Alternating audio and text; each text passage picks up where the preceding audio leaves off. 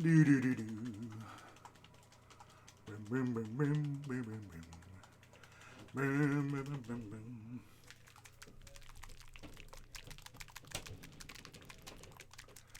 That's not what you think. That's just me shaking the paint. Shaking the paints. Getting ready to apply some paint. Da da da da da da da. Da da da da da.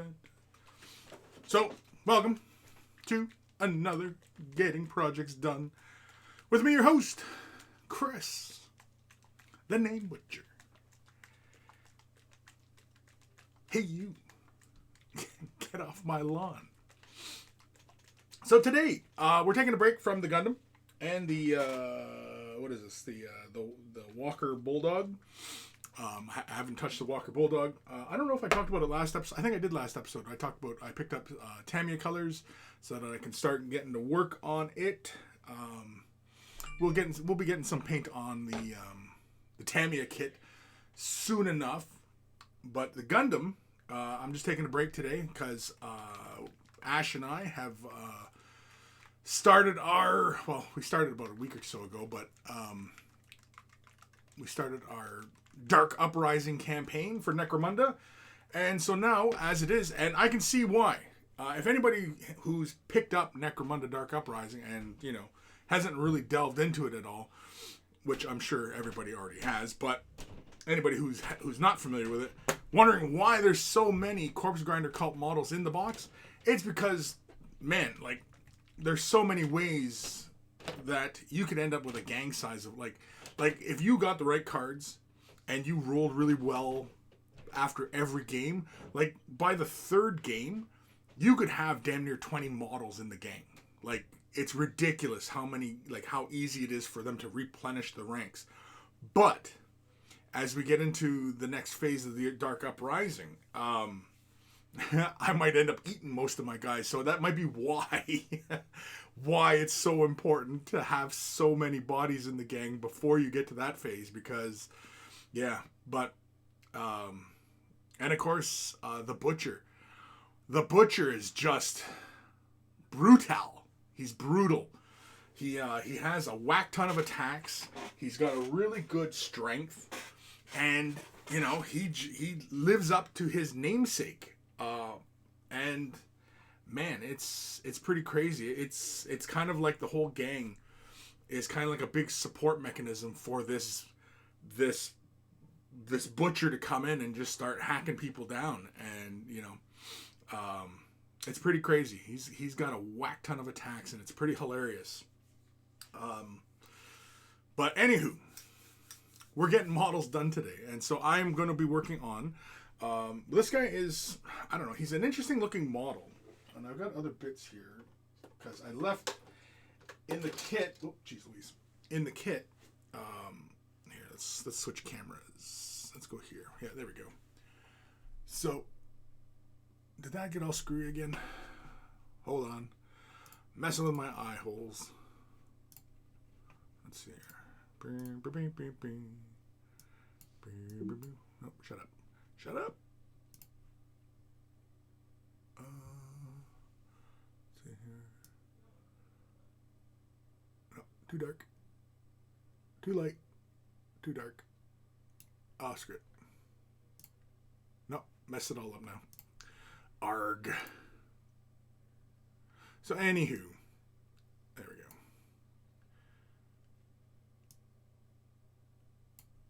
I'll just leave it at that. Screw it.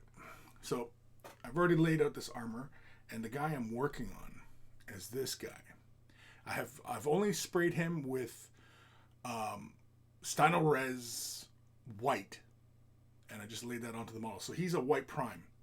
I did it by airbrush, so it's nice, even, not too heavy coverage. You can still see some gray points, stuff like that. I'm not overly concerned about that kind of stuff, so I really don't kind of worry about that. But anyway, I left this part off, and this goes right over his face area. And, he's going to be a Skinner, but I don't know. He with this grandiose helmet. Well, it's not even a helmet. It's like a face guard. But, yeah, I don't know. But anyway, I already prepared this piece here for highlighting and such. I've already got, the prime down for the, turn this off here, for the paint job. So that's what we're going to do. We're just going to get started and just start painting. That's all we're doing. It's, everybody's staying in. The news broke yesterday. This is, as I'm filming this is Friday the 13th. Ooh, Friday the 13th. And I'm working on Killy Dudes. Oh, I gotta see. That's where I pinched. You know what? I'm gonna grab my primer, and I'm just gonna brush a little bit of primer onto that spot. So yeah, this is the primer I use. I have been using for a while. I've thoroughly been enjoying it. The Stynylrez. It goes through the airbrush just fine. I've been spraying it around 25 to 30 psi. Whenever I'm doing primers, I usually prime at around 30 psi, and no adverse effects so far. I've been doing that for a while. Even with like the when I was still using the Vallejo surface primer, I found that oh, there we go. It's a little much, but okay. And let's grab this brush. I'm not too concerned about the accuracy. And let's just grab a little bit of the primer. And so when you buy this primer, you can use it through the airbrush. You can also use it with a regular paintbrush, just like so. You might have to apply it a couple times. It dries nice and thin, and yeah, as you can see there, just goes right on, nice and easy. I'm gonna have to start wearing some sort of goggle, I think. You know what? Let's go here. Let's just strengthen up this. This really doesn't need to be done, but I don't know. OCD was kicking in. No, everywhere else looks fine. Yeah, I'm not overly concerned with any of that. So I'm going to be painting this guy up in the color scheme that I have been doing, which is essentially I'm going to use a apothecary white for all the little white areas. That being his pants, his gloves, his helmet. I think that's it. Yeah, pants, gloves, helmet. Oh, and cloth, like the apron. So I've been using this for that, and then building up to a white because it looks really cool, when I do them all bloody. And then this is what I've been using for the armor. Is Cyberite white. Cyberite? Cyberite. And yeah, that prime is pretty close to dry. It doesn't take long for the prime to dry. In fact, I could probably start working on the model now and probably wouldn't have to worry about much. Is he wearing gloves? You know what? I don't even think this dude's wearing gloves. He's got like his little friendship bracelet right there. His little friendship bracelet. He's friends with somebody. Yeah. So I think we'll just get started. Oh, you know what? Let's grab the gang. Yeah, so I have to assemble a few more models because we're currently into the middle of the phase of the campaign. And yeah, here, I'll show you guys this guy. Yeah, because I haven't shown the video for this yet. But yeah, here's my cutter. This is Chuck. And so yeah, this video hasn't come out yet, but look at all that gore coming from his buzzsaw. And this buzzsaw, holy carmolies, this thing is effective. But yeah, so this is one of my cutters. This is Chuck. Chuck the cutter. And yeah, this video, well, the patrons have access right now to this video. So patrons get early access. And yeah, so if you're curious about how gore like this gets done, and it's pretty solid. I mean, I put this on a game piece. Normally this kind of thing, I would only recommend for like display type stuff, but I threw it on here because I wanted to do a video on it, and it just seemed like a good opportunity to throw a whack ton of gore on this guy. So why not? Yeah. Where's my butcher? Where's the hero? Here he is. Yeah, so anybody wondering, I have shown a few videos on this guy, the Butcher. He has been really effective in the game. Really effective. Like, stupid effective. This guy just the choppes up stuff. Choppez-vous. So, yeah. Anyway, enough talking about my duders. All right. You know what? Let's bring this light over the... I need another light. I realize I need more lights. Nah, that's fine. We'll be fine. I'll be fine. You might not be fine. So yeah, we're staying in. We're staying in. Everybody's, everybody's self-quarantining if they can, right? The whole planet is going crazy with this virus. And yeah. But such as pandemics are. So I just grab a fairly generous amount and then just begin working it in. Contrast paints are really fun in this regard. If you've never really used the contrast paints yet, I highly recommend them. They're a lot of fun.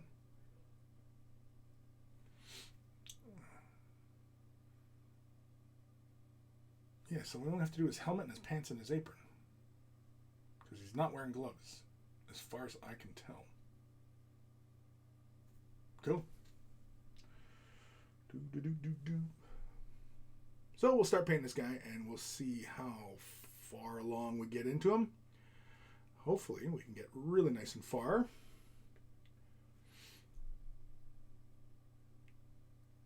As I've mentioned previously, using contrast paints, you got to be like pretty generous with the application of it. If you want it to gather in, all the right places, be fairly generous with it, which is kind of contrary to like a lot of the stuff I recommend painters do when they're painting, and that is, obviously work with thinner paints and be much more controlled. Don't flood areas, all that kind of jazz, right? But with this kind of paint, it wants to be applied in a fairly heavy fashion. And that's just because it's kind of like the shade wash, right? It's just, saturating an area and, giving you your highs and lows in an area, which is what it's designed for.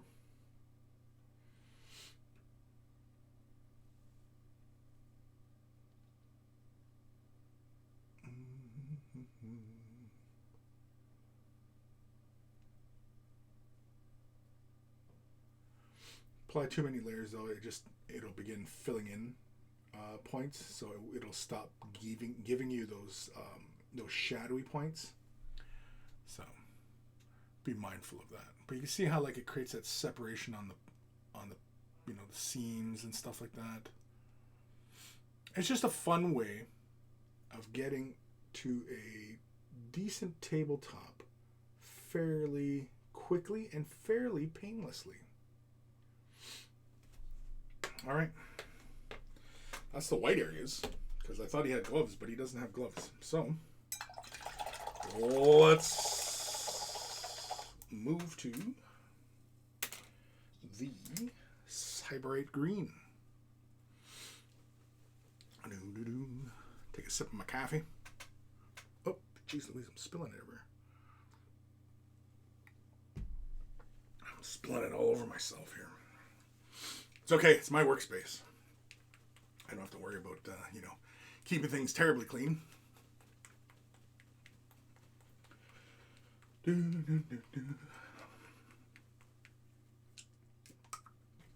Grab a little dolip.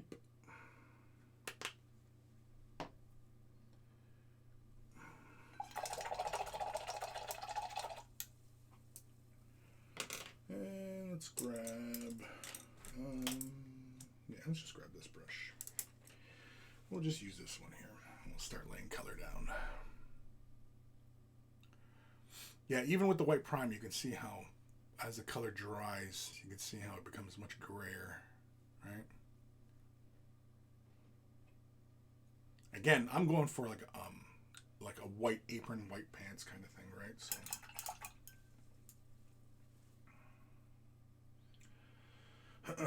now this color here is a layer paint, so we will have to apply it in a few layers, but that's okay.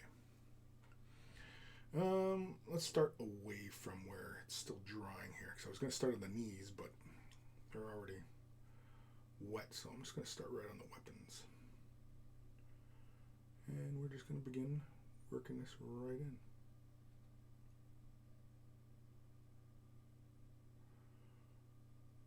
Do the mounts, little doodads. So like I said, yeah, we're going to have to apply a few layers. You can see it's kind of splotchy.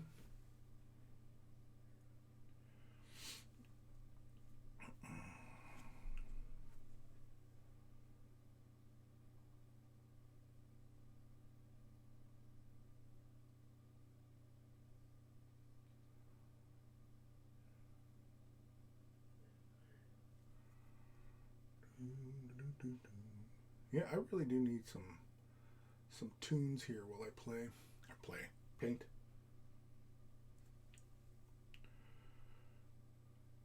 I've asked this question before. I have yet to get a response on this one, but what is a good way to play music during the streams? Because I've seen other streamers doing it. But, yeah, nobody seems to be able to give me an answer on that one. Basically, none of you, what I'm saying is none of you are any good to me alive. That's basically what I'm saying. It's what I'm hearing anyway.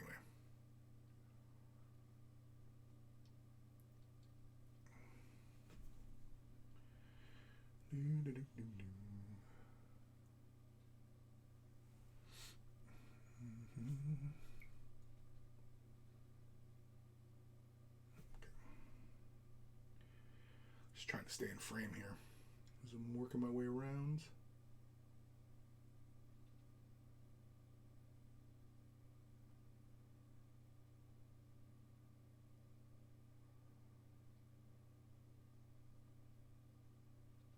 I don't know what this doodad is here, but we're painting it. It's getting painted. Whatever that is.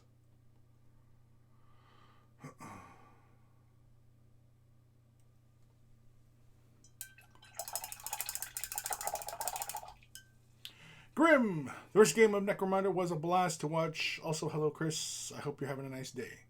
I am having a nice day. Mostly. My son has a cough right now, and where he works, he is very exposed to public pathogens, and yeah, so does he have it? Who the hell knows? I'm not super worried about it, but I am apparently within that category of folk who are at risk of this stupid freaking virus. So, you know, all I'm saying is don't be surprised if old Chris gets laid up from the damn coronavirus.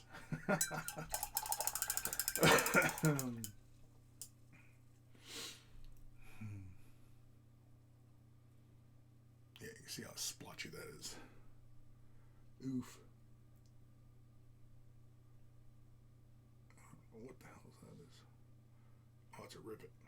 There it was. I thought that was a piece of schmutz on the surface there. It's a rivet on the damn blade. I was trying to move it off like it was a piece of schmutz, and I was like, oh, what the hell? It's not. Okay.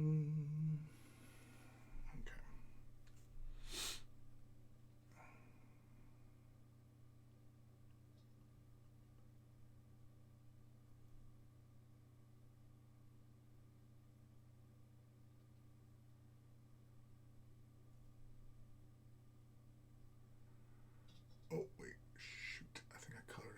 I've been painting these bits yellow, I think. Oh, well. We'll have to come back over that one.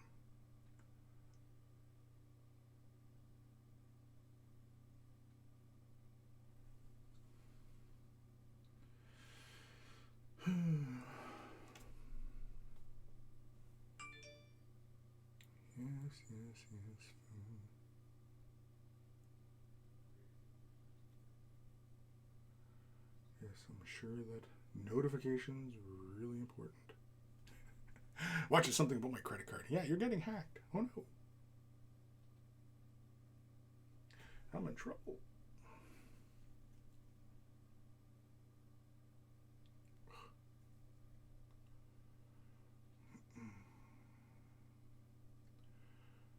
Making mistakes here. It's kind of like because I'm kind of rushing through this. And the other thing is that I'm having a hard time seeing where I'm working here.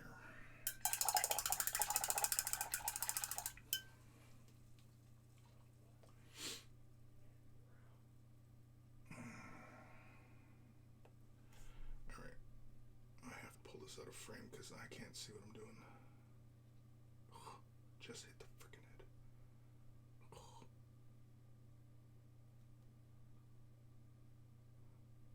Trying to get these spaces inside this little helmet space.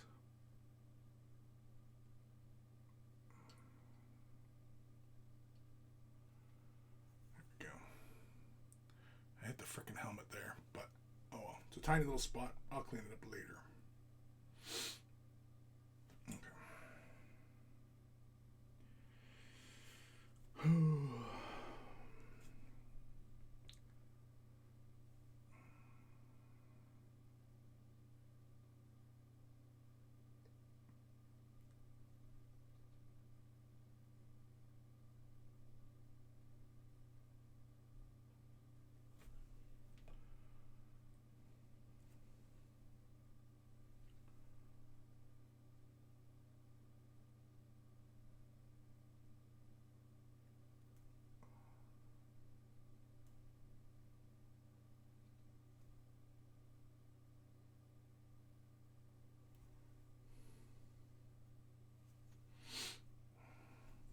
Where the hell is my focus? Is this light what throws everything off? Let's move this. Let's move that. No. So I can see these bars here. It's annoying.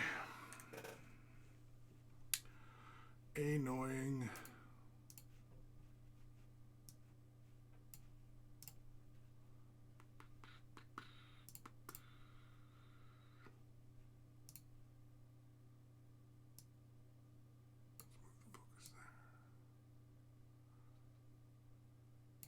Move that up.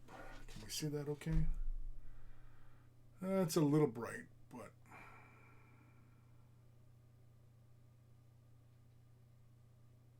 come back a bit. I'm just trying to get comfortable here because it's, for whatever reason, it's being a pain in my ass today.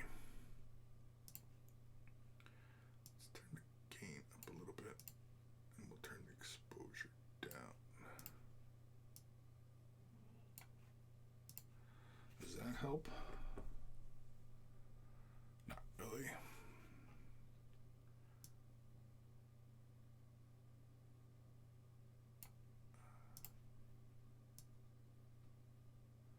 It's just the nature of these frickin' LEDs. No, that sucks. Nope, that sucks.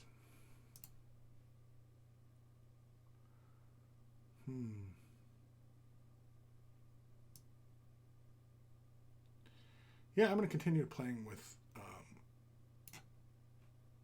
the exposure here.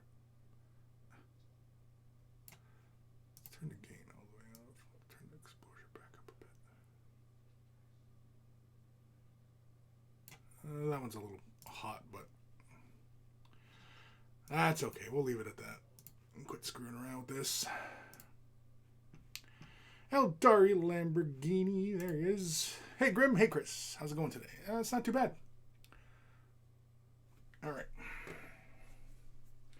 Not too bad at all. Just getting stuff done.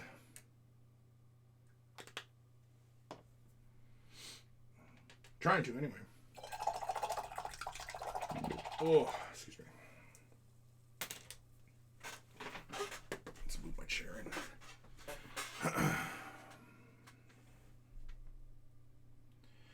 So, with Adepticon being canceled, the money that I was most likely going to end up spending on that trip, I think I will put towards an upgrade that I have been bitching about for a while. Can anybody guess what I've been bitching about? And I have been bitching. I've been whining like a little bitch about this problem that has plagued me for a while. Care to guess? Bueller?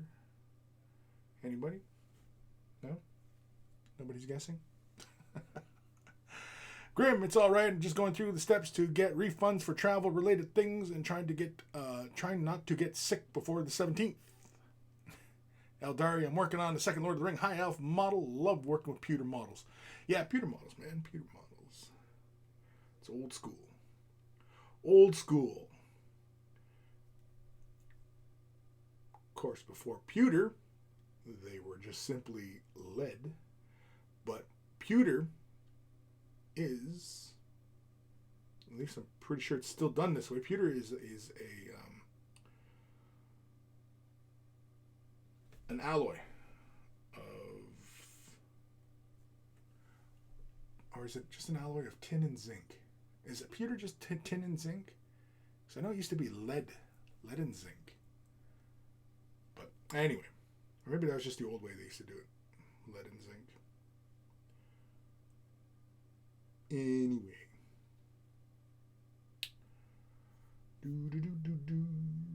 Yeah, let's do some knee pads now. Cloth is dry.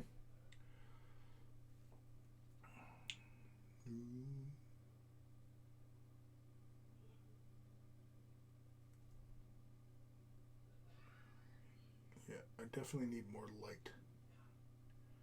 Maybe that's another thing I should pick up since I'm spending money on my studio space here. So maybe I should pick myself up another light. Maybe.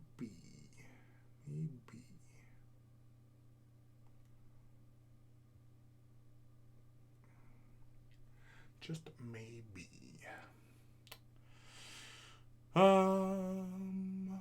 Grim, my brother was given some old lead D&D minis, as I recall. Those things could take an eye out of thrown by gum, or by gun. Or by gum. You mean by gum, like by gummit. Constarn it. When you start sounding like Yosemite Sam in your curse words. Dag nabbit. Constarn it. Anyway.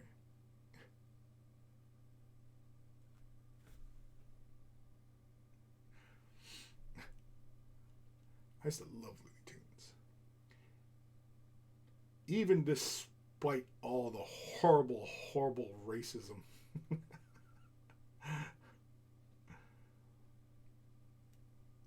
And believe me, there was lots of it. Alright, I gotta change angles here because I can't see this shit.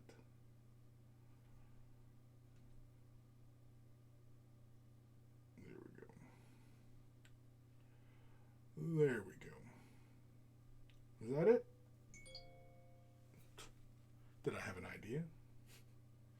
Right? Armor, shoulders, blades, and knees. Yeah. Yeah, see, I left this part here and I forgot to leave that, because I think on the other guy that has this same body, I did that part yellow. Oh, who knows where that guy is, but yeah. Because there's only like a few bodies to the cutters and skinners. Eldari, shoulders, elbows, knees and toes, knees and toes, knees and toes. Anyway. Grim. Also, are you getting a new camera for painting? Am I getting a new camera for painting? If not, then my guess is wrong, I suppose. No, I did get a new camera that I've been doing with the tutorials, and you've probably noticed, if not, a difference in quality. Now, the cameras that I'm using right now to film this, that I do my streaming with, these are just, 1080p webcams. That's all they are. Nothing terribly exciting about them. No, the thing that I'm talking about, such an or some childhood song, yeah. No, the thing I'm talking about is that I've been bitching about for ages is a new chair. A new chair. That's what I'm talking about. I'm just grabbing some of this color here. I'm going to thin it down. Not quite to glaze consistency, but I am adding a considerable amount of water to it. And then I'm just going to glaze this. Well, not glaze, but put this last layer on there. Is a chair. Because I'm finding in the last couple weeks, I've been finding that my back has been hurting when I'm sitting for an extended length of time, when I'm painting, filming, what have you. So I need a new chair. And it's something that I have whined about in the past many, many, many, many times. And so I'm going to finally get around to getting myself a brand spanking new chair. So that's what I've been talking about. There we go.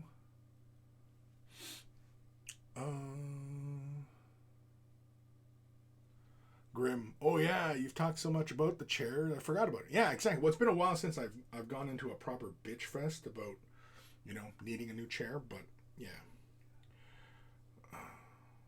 I think, I've been talking about a new chair for months.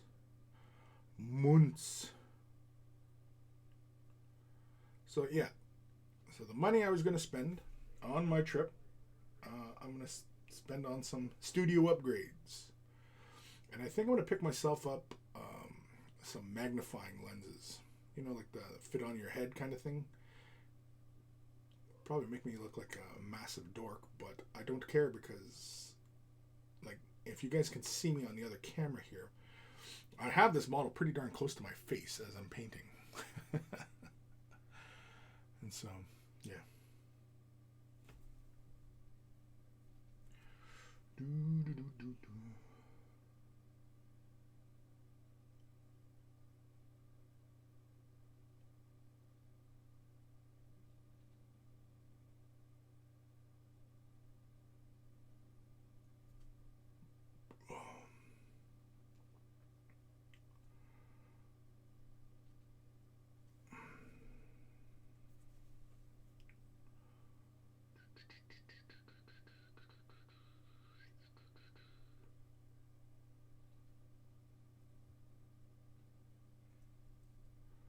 Gotta get these little doodads on his back here.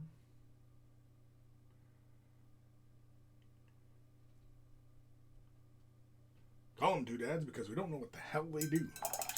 So they're doodads.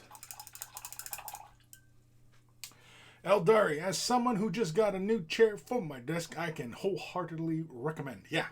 So, definitely. It's been something that's been on my list. I have whined and complained about it for ages. So, I figured, you know what? Screw it. As I will am known to say once or twice when, dealing with lemons, you make lemonade, right? So, or when life hands you lemons, that's what it is. When life hands you lemons, you make a lemonade.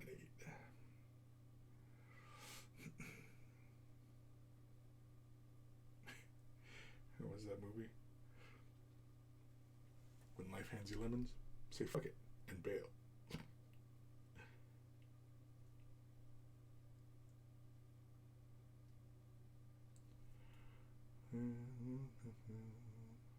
Redoing the knee pads, putting another layer down. Let's get some more over here on this collar. Up here, get a nice smooth finish. Make it nice and smooth.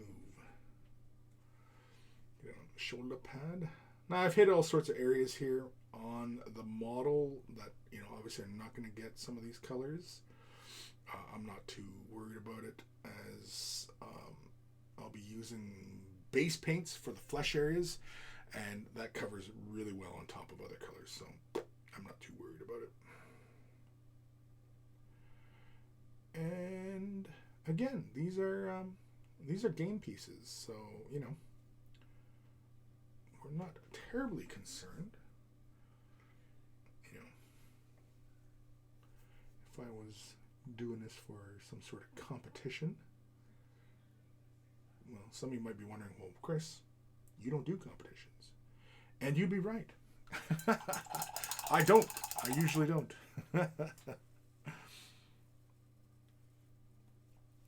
Eldari, where can I get the Uhu glue? I had an idea. The Uhu glue, I got it from Amazon, or maybe it was YouTube, eBay. There used to be places like Staples and such that you might find it like in like well, you could, yeah, because you're in the Canadian side of things, so you might find it at Home Hardware. They might carry it, but yeah, it's, for whatever reason, whatever that mixture is, it has the same smell and same consistency as like, remember the orange tubes of like Testors contact cement?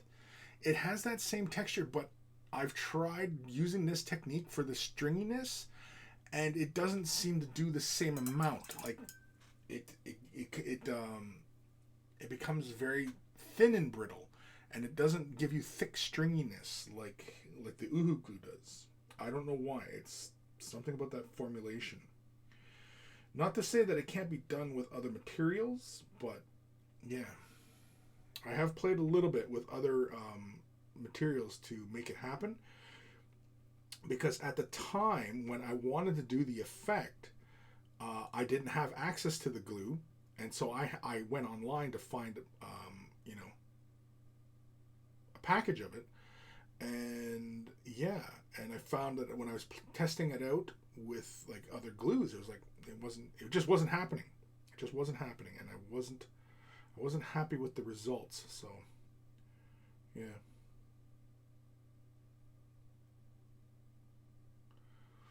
Scrubbing too much.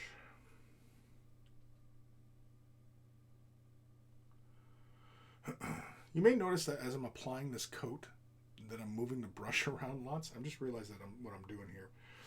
And that's because I have the paint in a very thinned out consistency, and so I'm just kind of like scrubbing it on and just letting it sit. And so as you can see, as it's really wet, see how it gives me that smoother look?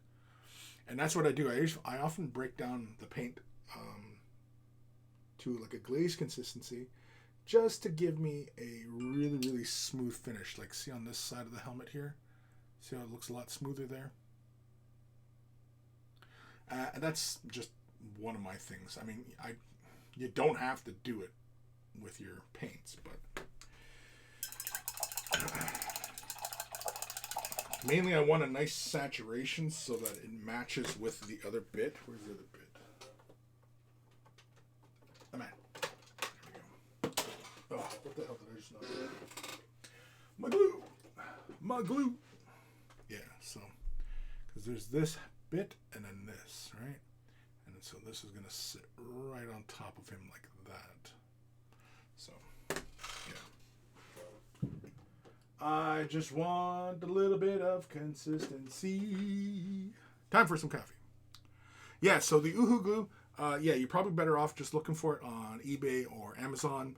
And if you're going to pick up a tube, you might as well just pick up a tube or two, you know, one or two. It might be a bit pricey to get it shipped to Canada. If you find a distributor in Canada, let me know. I'm sure somebody is selling this in Canada. Like I said, Home Hardware might be worth a try, or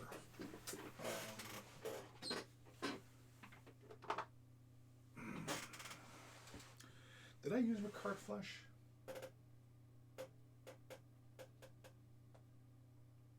Yeah, I'm pretty sure it was Ricard Flesh I used, right? To give me the initial base color on their flesh tone. I'm going to say it's Ricard Flesh. I'm pretty sure it's Ricard Flesh. I guess I could just go over to the tutorial and have a look, but whatever.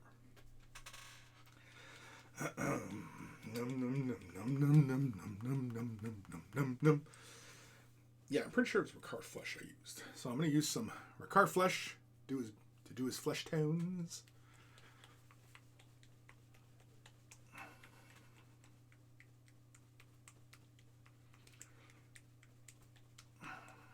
And I definitely need another light over here. So I might have to pick up another one of these lights here. Maybe I will. Maybe Chris will do a little bit of shopping later today.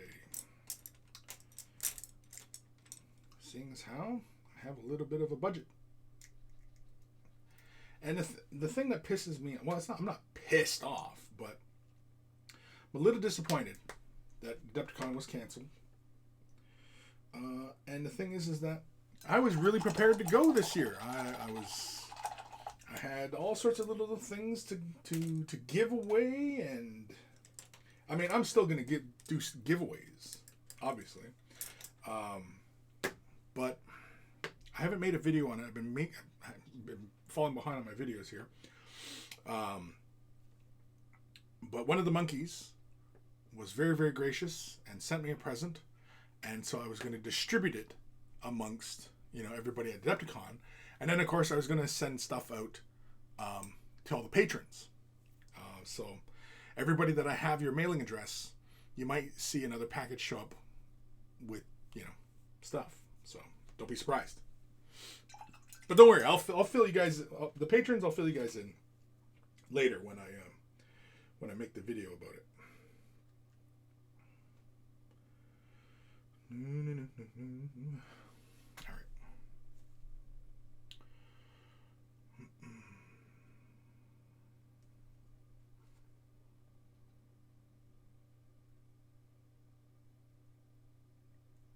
This is just thinned out just a little bit with the dampness of the brush. So it's not really, huge amounts.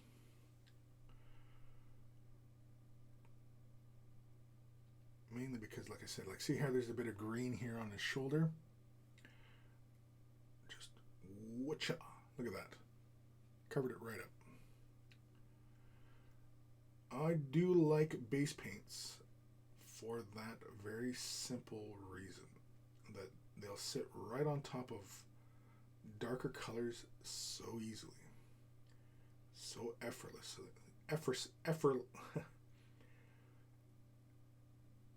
I can't even say the word.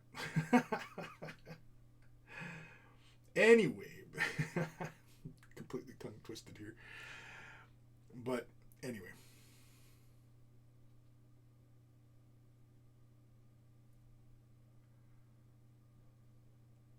And it's impressive that you get colors like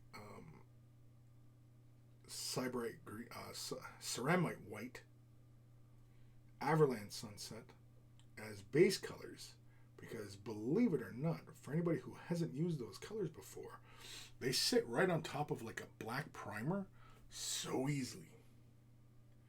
And like Avalanche Sunset will sit on top of a black or even a darker color. And if you just thin it down just a little bit to get nice smooth coverage, man, it's like less than 3 coats to cover nice and evenly on a surface, which is pretty impressive considering that yellow is typically one of those colors that just does not sit on top of other colors very well, other than white. That's why oftentimes so many people have so much issues painting yellow. Is because oftentimes the priming with black or dark prime, and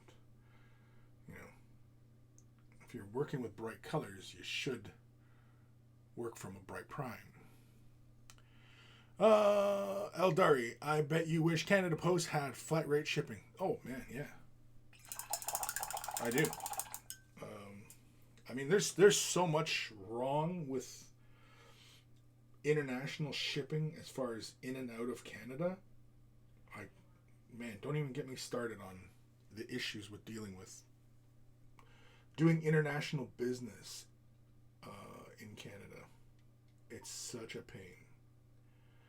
Now, mind you, I mean, it's not like America, because America has a bigger infrastructure for doing business, but man,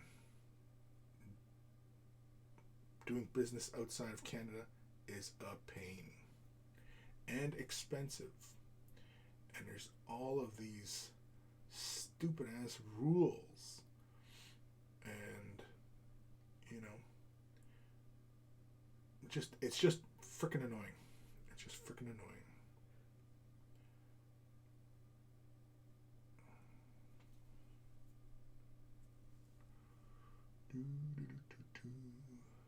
Trying to be nice and neat here, because if I stay nice and neat, when I get to, when I do more contrast colors here, contrast paints, I should say, not contrast colors, but contrast paints, I don't have to do too much cleanup, so that I can quickly move through these little areas, because I'm like trying to stay away from like some of these straps on his arm and stuff like that, because I'm going to hit those with contrasts,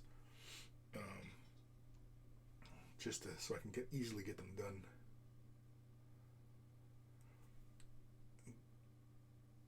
Again, I'm trying to get this all done, for next games, because I've got to get 2 of these skinners, I think, done, or 1 skinner and 1, maybe 2 skinners and 1 initiate. Either way, I gotta get boys done, because we're entering into the next phase of the campaign. We haven't shown it. We filmed it, but we obviously we haven't posted them yet. But yeah, it's getting dark. The Dark Uprising is getting dark. So far, I've been enjoying it, and I've been enjoying these corpse grinders. These guys are fun. You could argue that they're a little two-dimensional as far as gameplay is concerned, considering that they're really kind of close combat driven.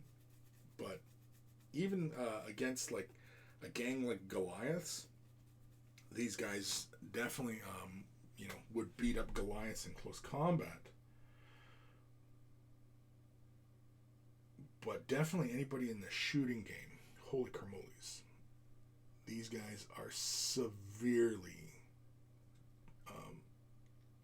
outmatched in that department.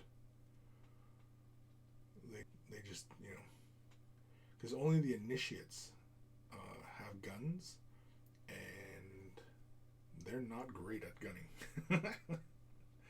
They are not great.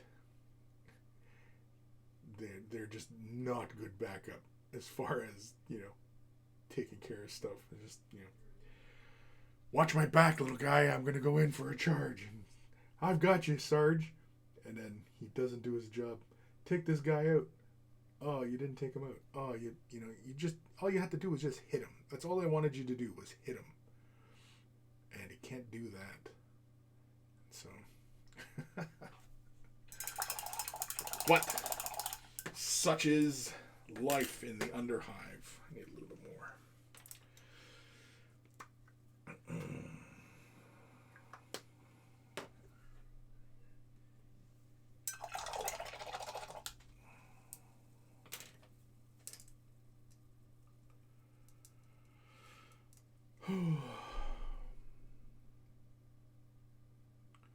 But yeah, so far I've been having fun with this campaign. It's been pretty fun. It's different.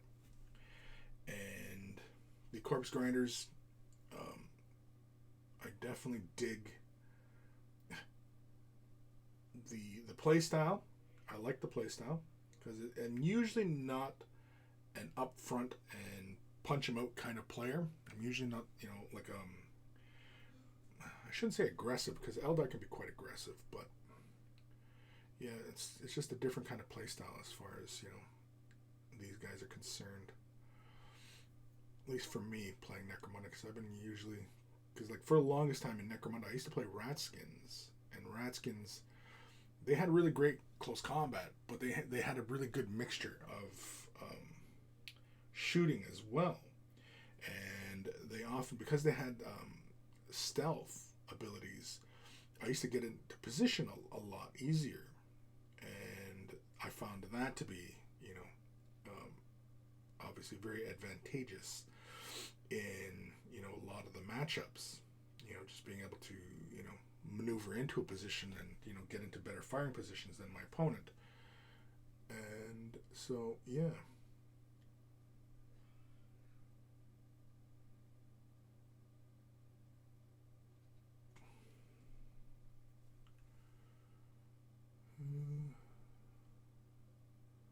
Just trying to figure out how I can get into these little areas in here without hitting anything.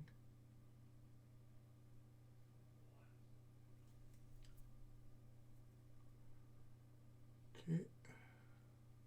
So you can see the flesh covers on top pretty darn well. Covers up some of the boo-boos I hit in some other areas. But now I'm going to do a second coat because I want to strengthen up that color. I want to get a nice smooth little base coat down. Now there's not a whole lot of flesh on this guy, so it's not a huge concern. But we're just going to thin the color down just a little bit. I'm just going to grab about that much water on my brush. You can see how it's pretty swollen with water. And we're just going to grab that into the little dollop of paint.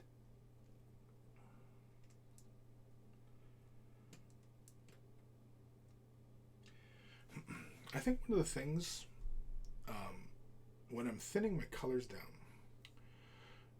because oftentimes I'm working for video, like filming filming the frickin' painting, and oftentimes, for my mixtures, I'm watching how the paint flows on the palette. And whatever you do when you are painting, be mindful of watching what your paint does when it's just sitting there. Because that can be an indicator if you've thinned, over-thinned, what have you, right? Like I was just looking at this. Now I'm deliberately pushing this to like a really, really thin consistency.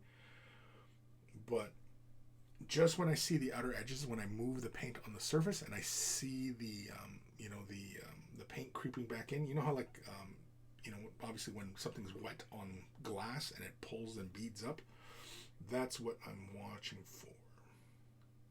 Now I don't know how many of you are paying that much attention to your paints, and it's not like you have to pay attention to what your paints are doing on your palette. My God, you're a complete idiot if you're not doing it. It's nothing like that. I mean, it's just something to be mindful of. That is all. It's not a huge thing. I know, there's so much information out there and so many different people, instructing people on painting and, doing tips and stuff like that. And,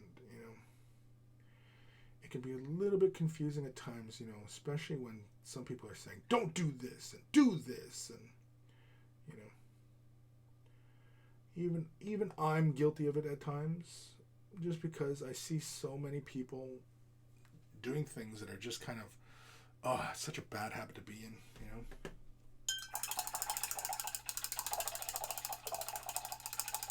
And oftentimes I will recommend, corrective type behavior, just because I wish somebody would have done it for me way back in the day, I think that's why often I still do it today, like, oh, please stop doing that, stop doing this, and what have you.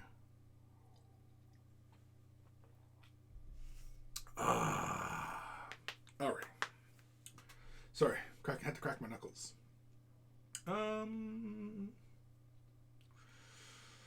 Well, where do we go next? Let's have a bit of fun. Are we ready for that yet? Yeah, we're probably ready. You know what? Just in case we're not ready, I'm going to hit the dryer. So I'm going to pull up my dryer. And I'm simply just going to sit here with my arms out of frame while I'm jiggling a little bit. Actually, let's turn it up. Oh, come on.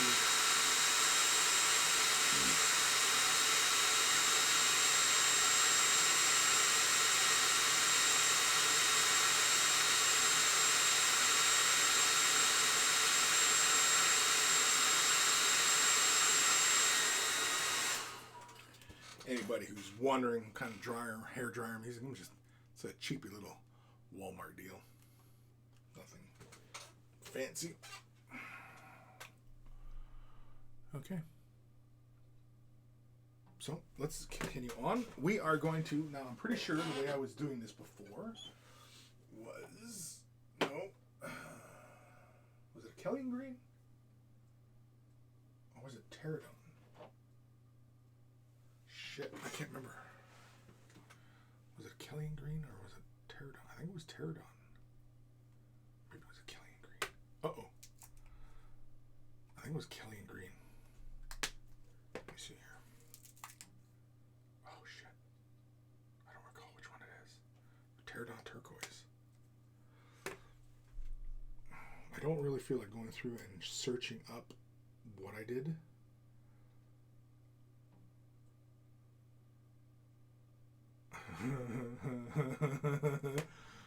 Son of a bitch. I can't remember which one I used. If it was Kellyan green or Pterodon turquoise. Kellyan green, despite being Kellyan green, it has like a fair amount of blue to it. And I don't think that would have been it. I think I would have used Pterodon turquoise, which has a considerable amount. You guys can't really see that very well, but has a bit more of a green hue to it. And this armor is a green hue. So I'm going to use Pterodon turquoise. I'm just going for it. Screw it. I'm going to grab some contrast medium. We're going to use some Pterodon turquoise. We're going to mix this in roughly a 1-to-1 mix ratio. I sound like I'm doing a tutorial.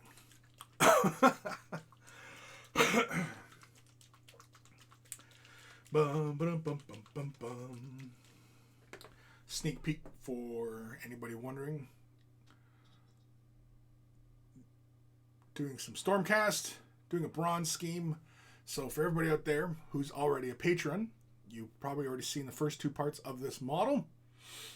And we're going to pretty much bring this up to like close to a finished type standard. But yeah, so expect that. And of course, once this guy is done, then I will do a very similar thing on this model, but I'll use different techniques just to break it up, just to so people don't go, oh yeah, that's one way of doing it. I notice a lot of videos, everybody always seems to want to point out kind of the obvious, especially if I recommend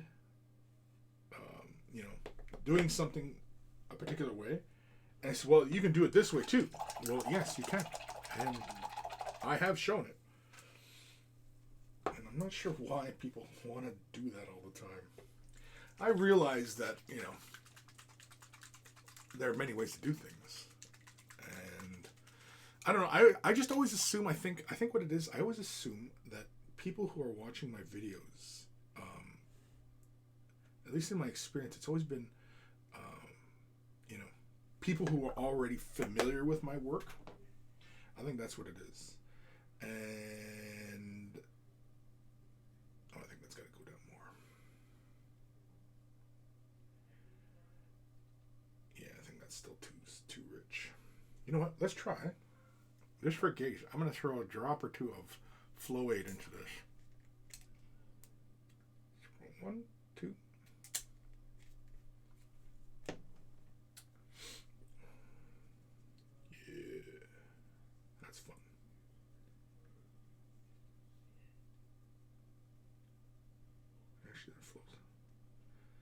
Really nice.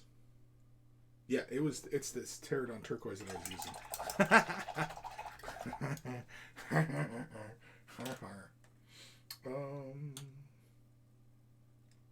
Yeah, let's just use this brush, I guess. Okay. So, let's add it right to the knee. Yeah, that's pretty much flowing how I like it right there. I just want it to fall within the recesses, fall around the bolt heads and stuff like that, but not overly saturate the broad areas, right? That's what I'm looking for. That's what I'm looking for in a color. Sounds like a dating site. Do you fold within recesses? Are you the perfect hue? Give me a call.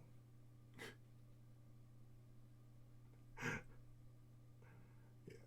Yeah. There we go. That's what I like right there. See, and if there's just a little too much color built up on an area, I can always just push it around.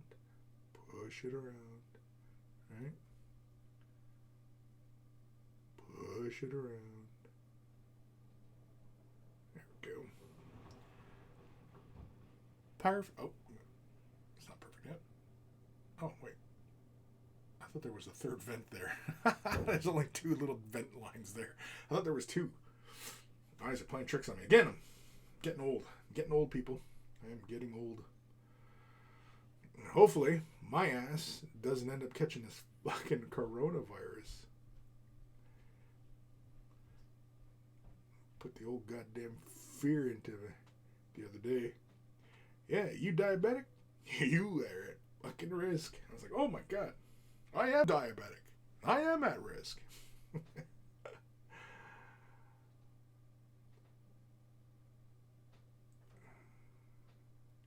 So, you never know. If I get this son of a bitch, I'm going to be out of commission for a couple weeks. Hell, I might even fucking die from this shit. This could be the last stream I do. I could be dead next time. You just never know. This could be the last time I'm sitting here showing you guys what I do when I'm painting. You never know. That's how life works. You just never know when your time is up. You just never know.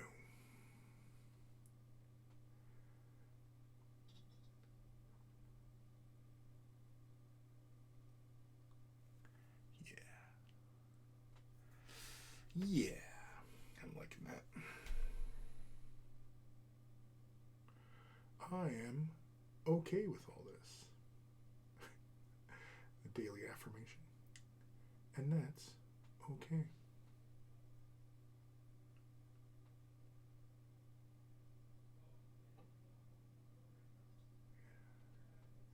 I'm just pushing a bit of the darker color up to the top here just to get a little bit of a,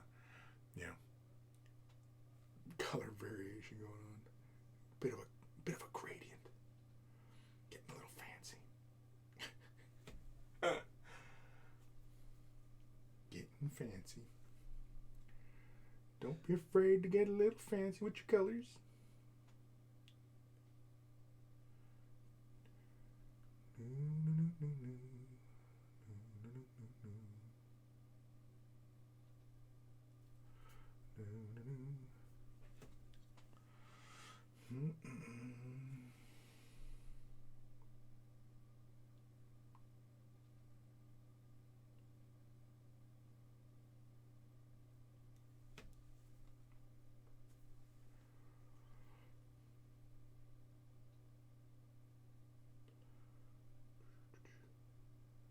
Sorry, when I go quiet, I'm concentrating. Using all my brain power to not mess up and put the paint where I don't really want it. It takes brain power. Brain power. Brain power.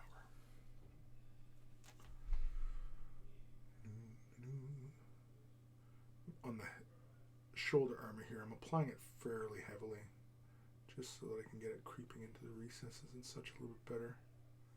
Creating a little bit of separation on the armor. Go around the flesh here.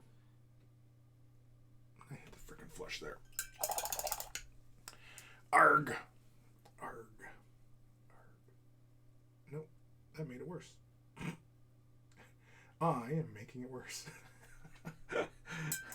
We'll have to come back in with some more card flesh. Oh, I don't have any left. All right. That's too much color here. So making tide marks now.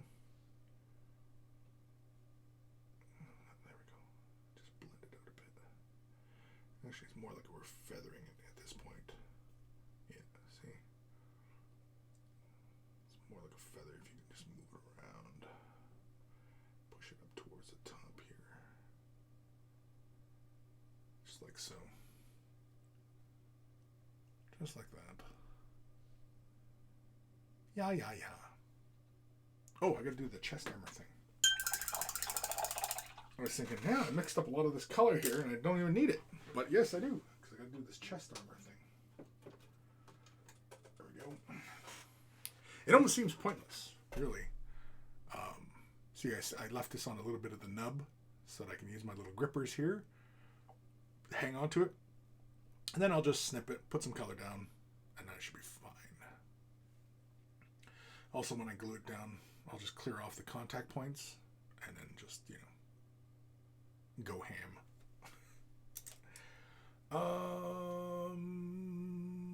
Yeah, we'll just use this brush. We'll continue using this brush just to stay nice and controlled what we're doing. We'll avoid some of this bone bit over here. We will hit these spikies. Yeah. You know what? We will hit this too. I was considering painting this central thing metals, but maybe I will just leave it green. So many choices. So many choices.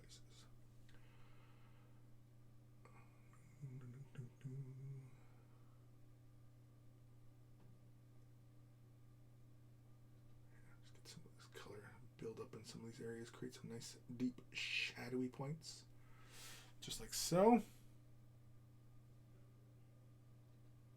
little too much on that blade right there. Clear those off. I don't want too much there, but I do want them on the undersurface here, just like so. That's fine. Let's grab a little more. Let's go ham on the back here. I don't really think this is visible to the spectator, but who knows? We'll paint it anyway. It might be. I have no idea. So we'll paint it. I've got too much down there. Too much right there. Draw it out. Draw it out.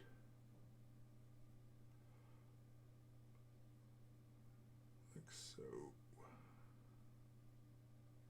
Is anybody watching Picard? You know, the new show, Picard? Anybody watching that? I've been enjoying it.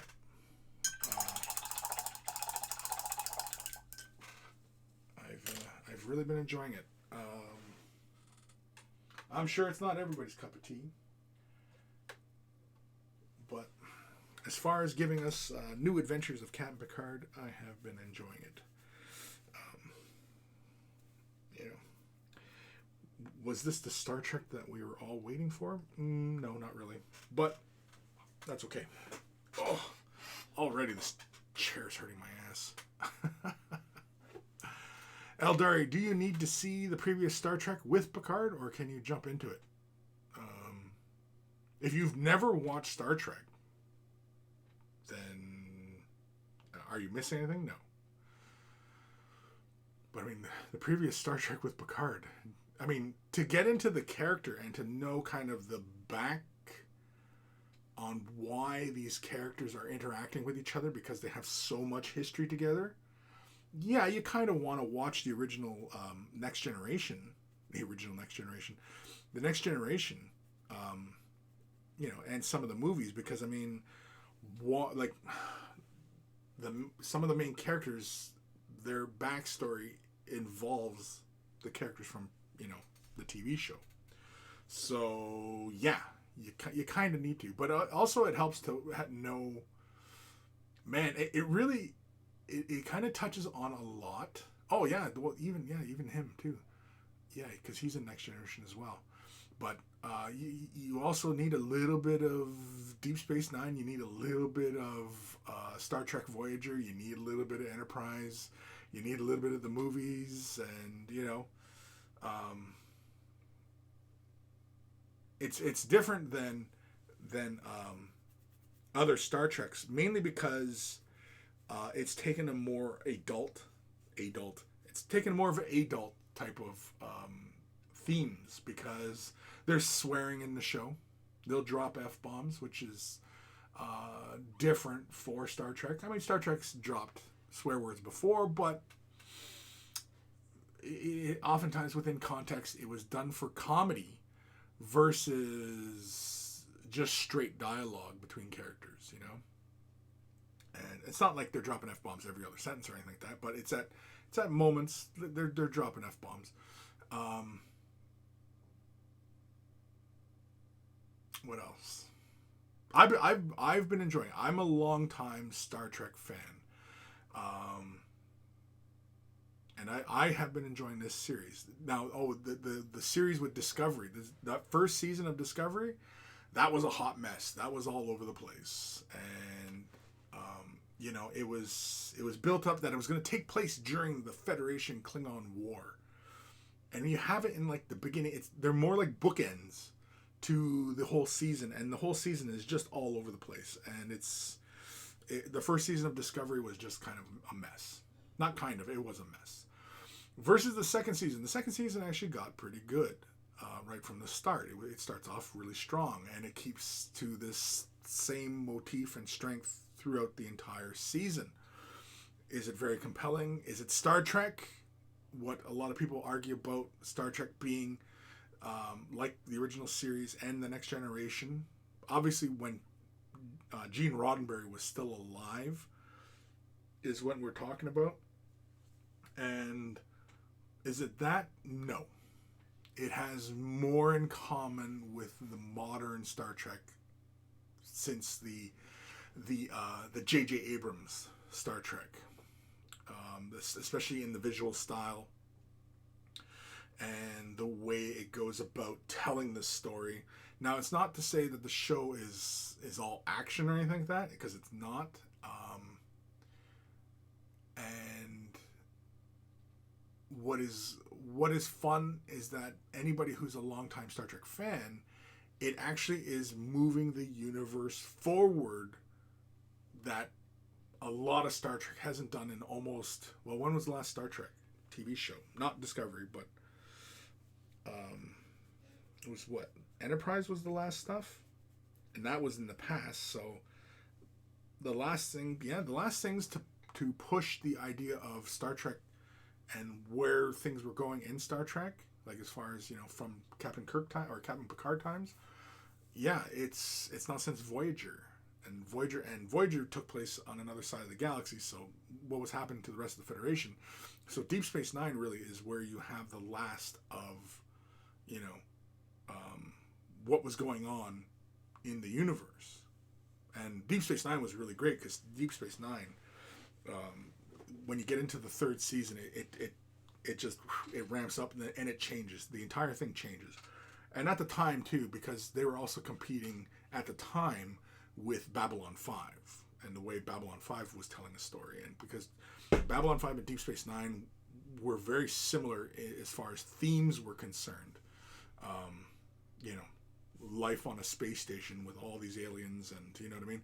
And Star Trek, the first couple seasons where it was playing off that, it really, Deep Space Nine, it was fun, but it was more like Next Generation and the original series, where it's episodic and it wasn't. And so Babylon 5 comes out and it's telling this continuous story with these characters. And so then Deep Space Nine follows that same arc, kind of story type telling arc for the characters. Similar, not the exact same, because it's not like one episode leads into the next, but it's a little bit more closer to that than Star Trek's ever done. And it's really once the Dominion, once they introduce the Dominion in Star Trek, that's when things get really exciting, because it's a new adversary for tension. And tension is always really great for TV because it's drama. And, Babylon 5 had really good tension with that, with their whole, the mysteries and stuff like that. And Deep Space Nine got really great because it brought in the Dominion, which was this super powerful, empire that was, looking to take over the entire galaxy kind of thing, right? And in Next Generation, the scary one was the Borg. The Borg episodes, as far as Next Generation is concerned, are really great episodes, with the Borg. The Borg is like, one of the great adversaries for, Federation in Star Trek. And with Picard, it touches on that too. The one that played last night was really freaking great, yeah. I wanted more of it. If anybody who watches Picard knows what I'm talking about, this is the 13th today. And so it was the episode that played on the 12th, which was episode 8, I think it is. And we'll know what I'm talking about. Or 9th. I don't know. But it was a good episode, though. But anyway. Eldar Lamborghini. Kind of like how GW didn't move the universe forward. No.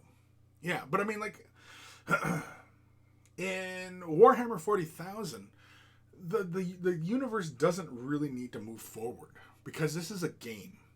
And, people really like Horus Heresy. And Horus Heresy is like historical gaming in 40K universe, right? And people today play historical games set in history.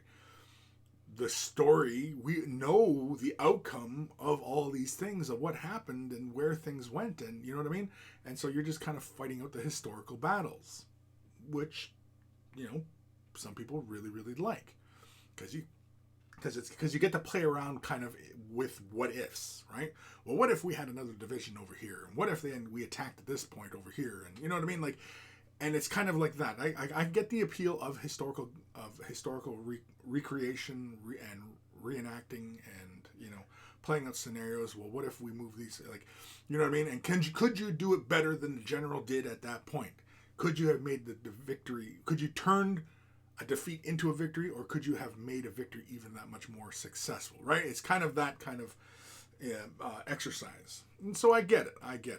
Could they have done it better? But with Warhammer 40,000, does the timeline need to move forward? Not really, because that is the present for the game. And it's imagined that all our games that we're all playing in Warhammer 40,000, they're taking place in the present because the universe or the galaxy is so darn big and there's so many battles going on that we all have a place within, the shared universe, right? So we all are partaking in the struggle of humanity against, all the aliens, right? Or vice versa. So, it really doesn't, Warhammer 40,000 universe does not have to move forward.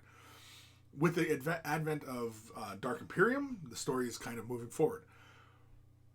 And the way they did with Warhammer Fantasy, as far as going into Age of Sigmar, that was more... I think that was more market-driven than it was narrative. That was more of a market decision than it was a narrative decision.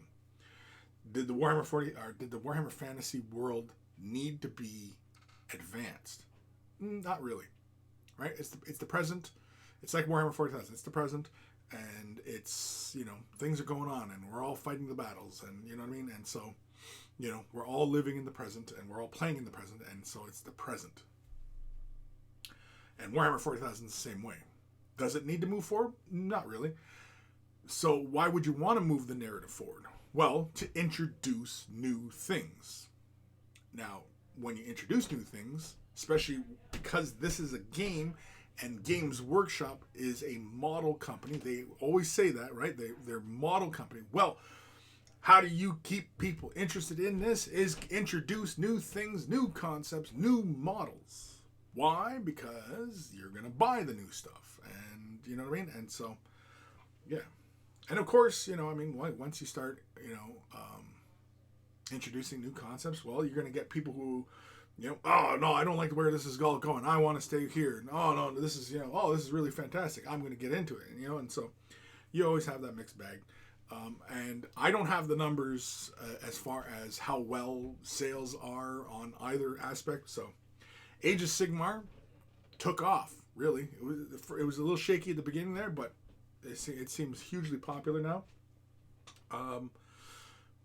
Because they've brought out interesting looking models. And Age of Sigmar, it could have just started off with a little bit of the world was like this, and then it was shattered, and we have, you know, the realms, and you know what I mean? Like, we didn't need to really know about Warhammer Fantasy, the world of Warhammer, right? We didn't really need to know about it.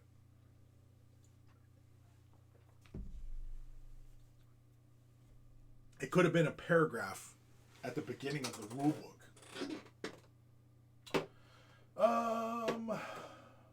There it is. Gwilly Man. Oh, Fire Drake 18. Hello, peoples. Peoples, hello. Hello, Fire Drake. Yeah, so Age of Sigmar could have been its own thing because it's rooted in the fantasy realm, but so is Warhammer 40k. Warhammer 40k is rooted. It has its roots in a Tolkien type of fantasy world, right? It has obviously other elements, you know, Dune, Starship Troopers, and all these other aspects, and you know, but anyway. All right, I'm grabbing some Gwilliman flesh. We are going to thin this down with a bit of contrast, medium, and we're going to apply it onto the flesh areas. You know what? No, screw it. I'm just going to use the Gilliman flesh, right? We're going to use just the Gilliman flesh, and we're just going to use just a bit of the Flow-Aid. Yeah, we're just going to do a little bit of Flow-Aid, just for giggles. I don't need much. I'm just grabbing a drop of Gilliman. I rinsed off my brush. I don't know why. Habit. I'll grab some of the Flow-Aid. I got this little dollop of, or, you know, little paint boogers from the paint lids. And add some drops of Flow-Aid. Give that a good old mix. So we shouldn't have killed the saturation, but we definitely should have upped its surface tension. And I can see it on the glass. It's a flowing. So let's grab our brush and begin applying it. Grab a fairly generous amount onto the brush. Grab a Vu Armotel, and let's begin laying it down. Yeah, see, that's flowing just how I want it. It's barely staying on the surface, and it's immediately creeping into the details. That's what I'm looking for. Every time I thin the color down, this is precisely what I'm intending for what to happen. For what to happen. That's some good English. So, yeah. There we go. There we go. Yeah. Yeah. That's what we want. That's exactly what we want. So, have I found my preferred way of thinning down contrast paints? Possibly. I think I've demonstrated doing this before. I'm pretty sure. Just using this Flow-Aid. Pretty sure I've shown it. Because I'm pretty sure I kind of ran it through its paces when it first came out. So I'm pretty sure I've already done this.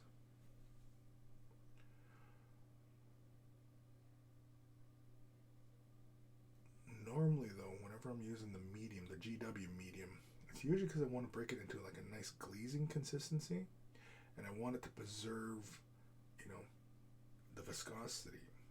Whereas with using the Flow-Aid here, I'm changing the viscosity, and I'm not really worried about saturation, because when I'm adding, and you can see, like, as I apply, you can see how, you know, the color is different on the areas, right?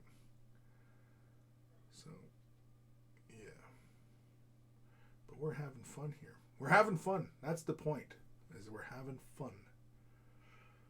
because as it is, we're staying in. We're staying indoors for the next couple weeks, it looks like. As the fucking coronavirus runs amok in our towns, in our communities. But make no mistake, take precautions. Take the freaking precautions. A lot of people are, saying, "Oh, this is all hype. It's all hype." Well, the people taking a bunch of toilet paper, yeah, that seems a little crazy to me. But I mean, unfortunately, I do understand why they're doing it, but I really don't feel it necessary. But who's to say?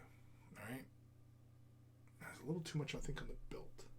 Yeah, there's a little too much on the belt. I'm gonna draw some of that out.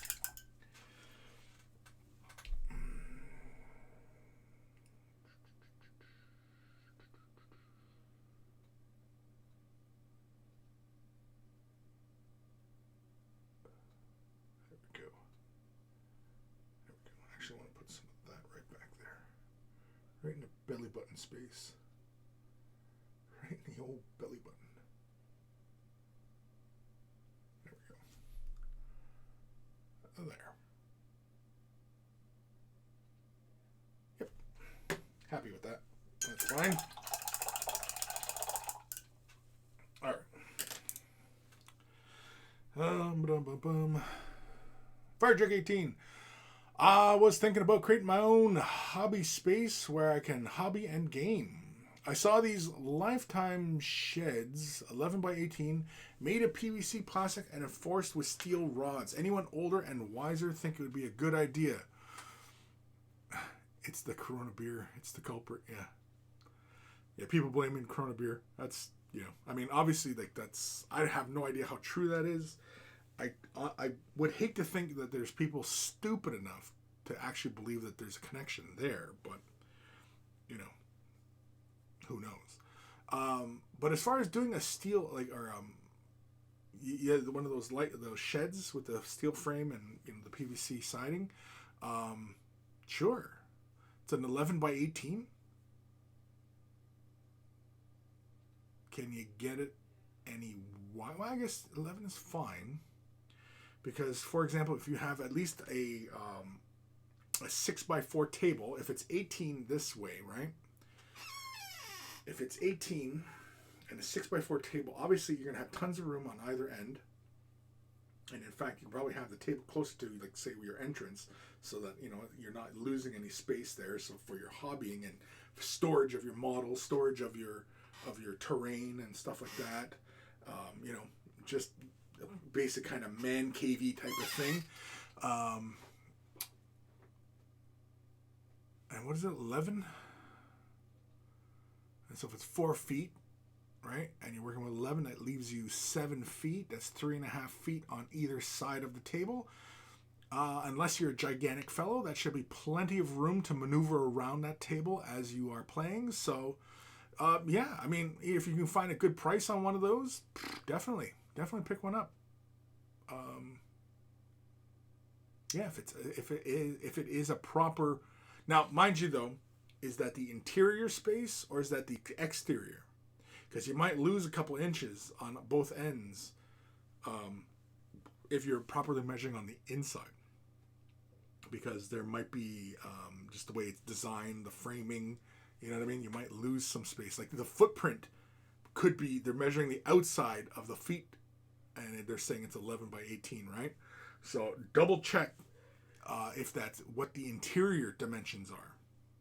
Because the exterior dimensions might be different from the interior dimensions. Or if they're advertising it as 11 by 18 and they're saying that that's the interior dimensions, then, yeah, but that sounds like a lot of room. Of course, too, like if you're playing with a normal, the average 6x4 table, 6 feet 18, that still leaves you 12 feet for a desk, some storage, you know what I mean? Like, so yeah, that sounds like fun. If you make it happen, send me pics, man. Send me pics. Let's see your hobby space. I think you guys are pretty familiar with my space. It's really not hobby space. This is more. This is an office. I was struck the other day that I think what I'd like to do is on the patron page for all the patrons out there. I think I'm going to list my achievable goals as far as, you know, like when you reach so many patrons, right? And I think if I reach, you know, probably a point about, well, depending on how Patreon growth grows and everything like that, but if I reach a point where I'm about, say, 500 patrons, which right now seems like a long way off, but who knows, you know. If I reach a point about 500 patrons, I think what I'll do is I'll start shopping around for proper studio space. I think I'll have to go and find and rent, you know, a space. Because as it is right now, you know, I'm still well under goals. And in fact, I'm giving it a little bit more time whether or not I'm going to actually keep going. Basically, before I have to really actually start, you know, looking for actual work, right? So, yeah. Because if I have to go look for actual work, yeah, this whole endeavor will take a hit. I mean, some people might not really give a shit, but, you know, yeah. Fire Drake, I think it's about 11.5 by 21. Okay, so the outside might be 11.5 by 21, but the interior, they're saying the interior is 11 by 18. Interesting. Yeah. 11 foot, that's lots. That should be lots, especially like, because if it's like, obviously with the dimension like 11 by 18, that sounds like a big rectangle type shape. And if you're laying the table, obviously lengthwise, you know, in a 4-foot table, 11 feet inside, right? Gives you 3.5 feet on either side of that table. That's 3.5 feet, man. That's lots. That's lots of room, you know? It's lots of room to maneuver around. So, see why I need a new chair?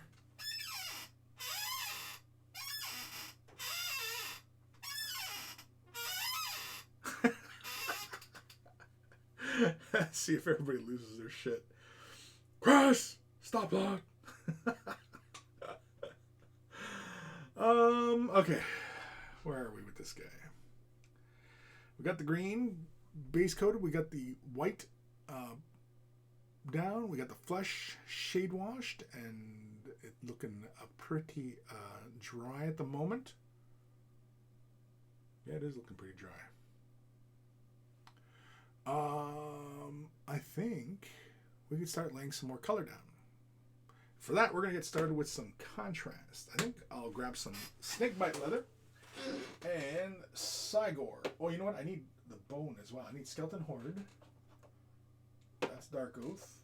That's an orange. That's a red. Holy crap. What the hell's going on? That's Gorgrunta. Holy shit. Where's my colors? There's Snakebite. And nope, that's Argyros Dune. What's this? That's pink. Good God, am I going colorblind? Where the hell are my browns? Where's my Cygor brown? That's great. Okay, I'm getting pissed off.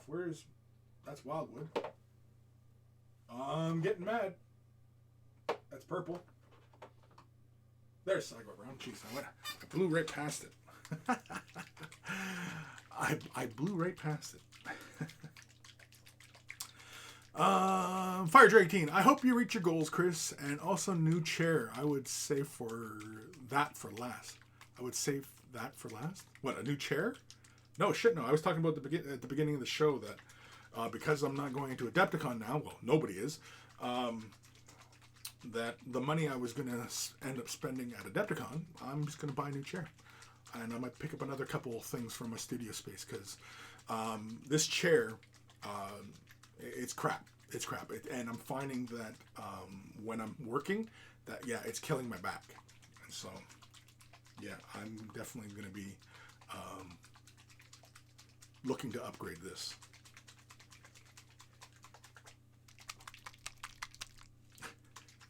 Just some ASMR for you guys. Okay, close your eyes. Okay? Oh, imagine. Oh, you're alone on a desert island. Nothing to do.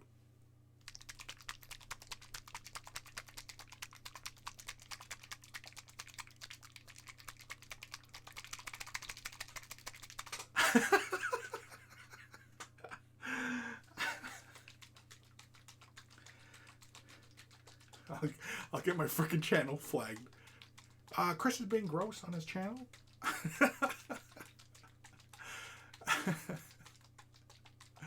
Fire Drake 18. I would have used it for booze money. Well, that's what I was doing. I was looking forward to going to Adepticon because I was going to hit the Forge World booth because I was going to pick up some Necromunda stuff. You know, I've gotten the Necromunda bug lately, and yeah. I don't know. Necromunda is just so darn fun. Oh, and I was also gonna see if, scare up some Dark Uprising, the terrain. Like I'm either gonna pick up the box. I don't know. It all depends on how my finances go and everything like that. But I want to pick up the box, Dark Uprising, because I want all the terrain. But I want the tiles as well. I really want those tiles, and I hope Games Workshop, gets their ass together. Gets their act together. Puts their ass together. Anyway, gets their act together and gets some more of those tiles printed up for everybody out there. But I had an idea on what I want to do for the terrain,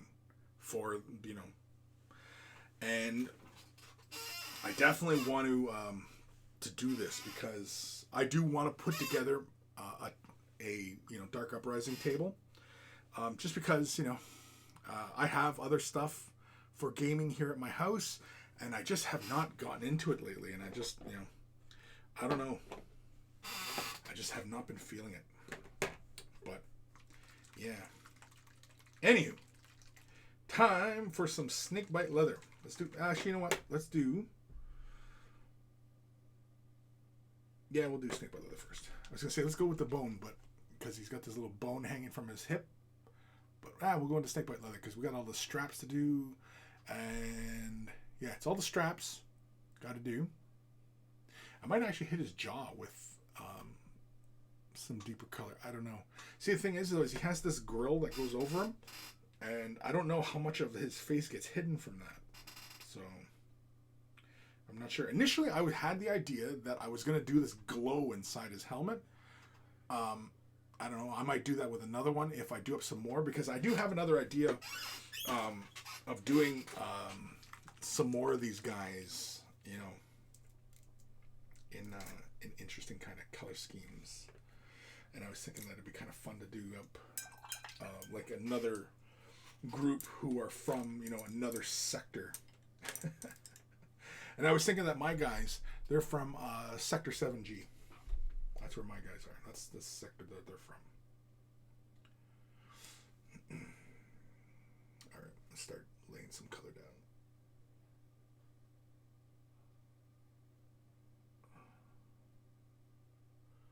Son of a bitch. Oh well. Screw it. Who cares?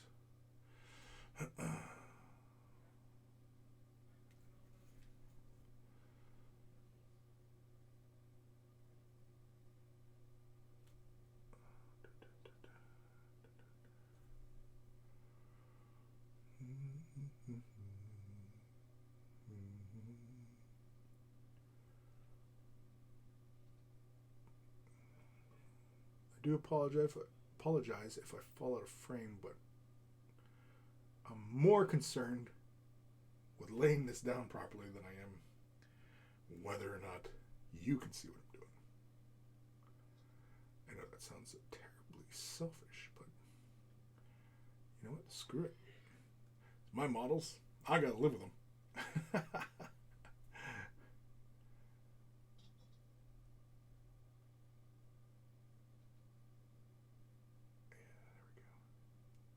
Get that nice and deep like. Okay, so that's little straps there. You see I end up hitting one little area, but that's okay. Once I bring in the highlight colors, I'll just cover right on top of that. I'm not too worried about it. Just big booty. watch out for.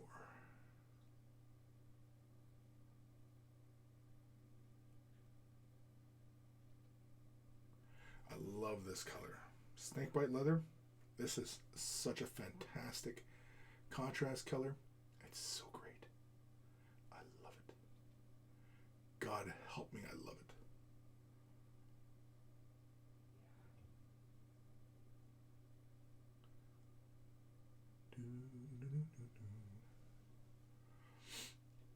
I know it sounds rather twisted. I mean, you know. Really, Chris? You'll love it? Remember when you were kids? They said, oh, you love it? Why don't you marry it? You know what? I might. I just might.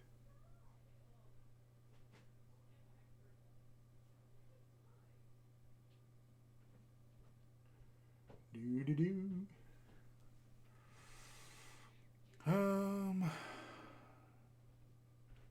Fire Drake 18. What color green is that again?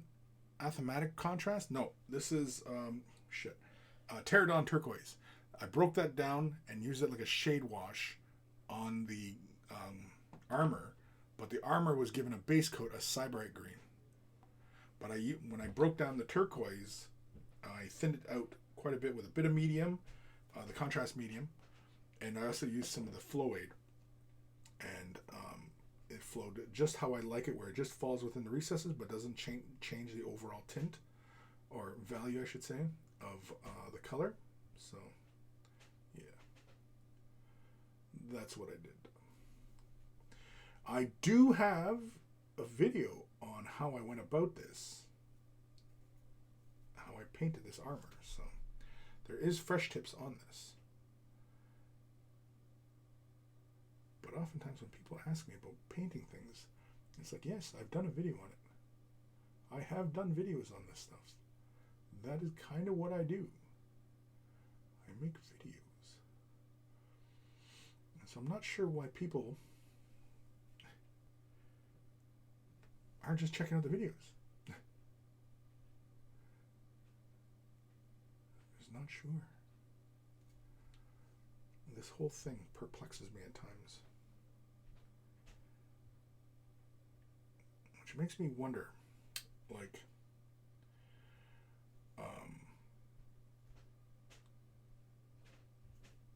is this simply entertainment?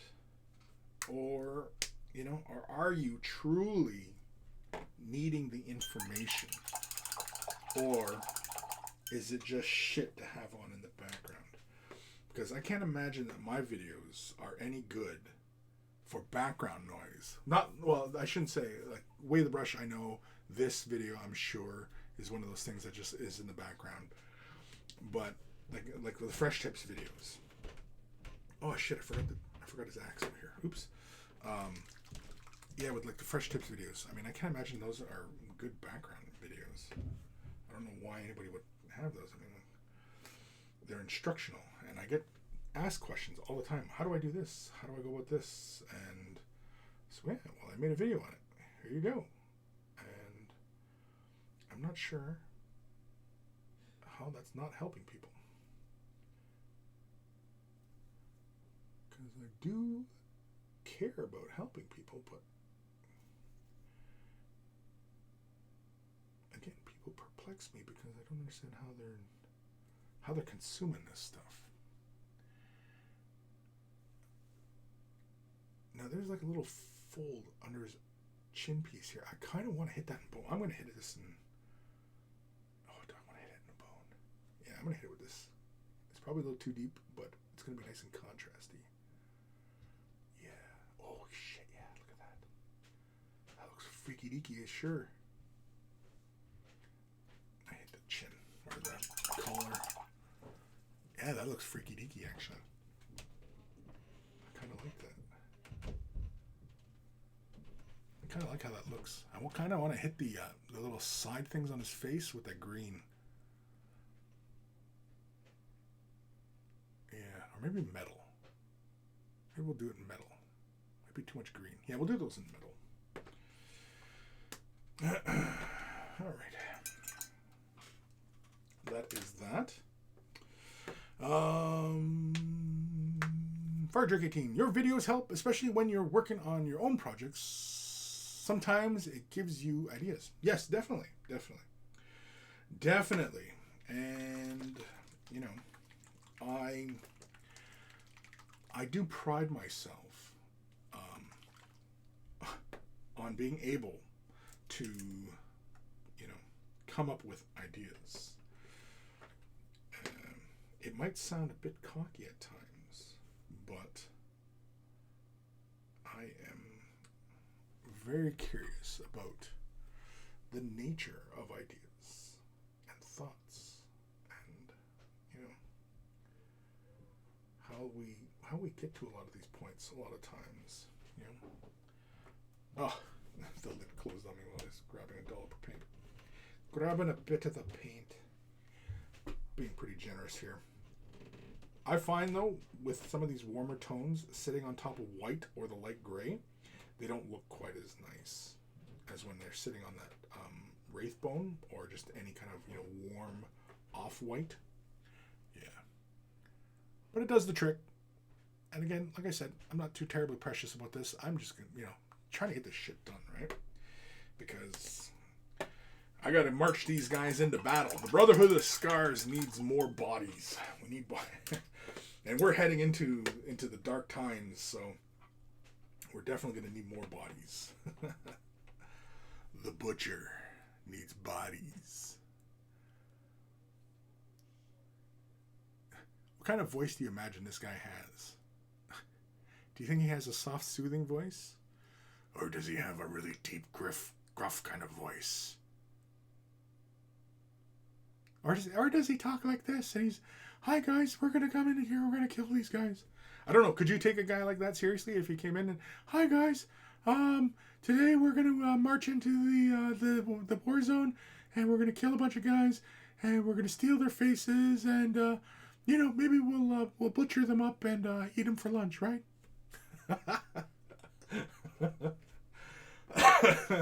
I wouldn't be able to take them seriously if they had that kind of voice. I'd be like, oh, dude, can we put somebody else in charge? I'm not too sure we should be listening to this guy. Grim, I imagine a Bane type voice. A Bane type voice, yeah. Now's not the time to panic. Fire Drake 18, actions speak louder than words. Yeah. So, yeah, this guy's, you know, maybe he just doesn't talk. You know, it's kind of like a Michael Myers type thing, you know. But, I mean, if he's the leader, you know, he's got to kind of direct things, right? I mean, you know. But, I mean, a guy shows up and he's covered in blood and he's just dripping and his tools are all just, you know, mangled and, you know, he's covered in gore and he's, I want you to listen to what I'm saying. And you're like, oh, yes, sir. What do you need, sir? You know? Of course, if he's not talking, it's like, he's just sitting there breathing at you. I don't know. I'd be inclined to like, yo, what's your deal? Oh, shit. I'm kicking things down. Which is stronger, your flesh or my blade? Exactly. All right. We're going to bust out the Sigor Brown. What time are we at here? I don't even know. Holy carmoles, I got 11 minutes left. Jeez Louise. All right, we're going to quickly start laying out some Sigor Brown. Now, I seriously doubt I'll be working on this the next time around I'm filming one of these. But I'm sure I'll post a picture or two of how I get along. So, if you're following me on the Twitters or the Instagrams or even in the Discord, I'll probably most likely post it in the Discord. Most likely, because we got a nice little completed projects channel going on in the Discord, so everybody shares in there, and that's been freaking awesome that everybody's, you know, sharing and, you know, encouraging each other, and, you know, it's all I was looking for.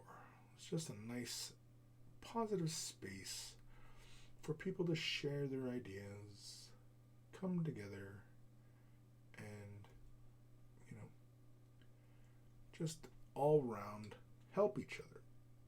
Because this world today is just such a freaking pain in the ass, and it always seems like so many selfish pricks are always, just all around being a bunch of dicks.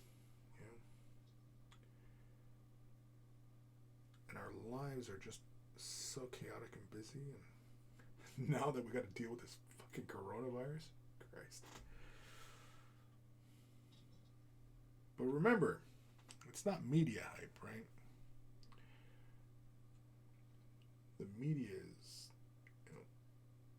yes, it's on all the time, but that's the nature of this world we're in now.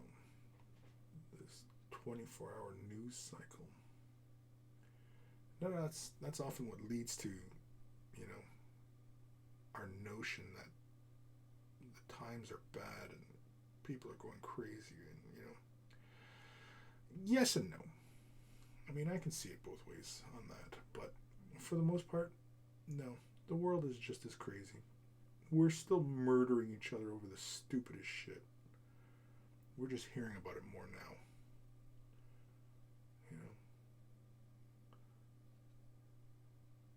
And I'm always cautious of anybody who's talking about, well, in the good old days. Yeah? What fucking good old days are you talking about? When you can still whip a person for the color of their skin? Is that what you're talking about? Because if that's what you're talking about, I don't want any fucking part of that.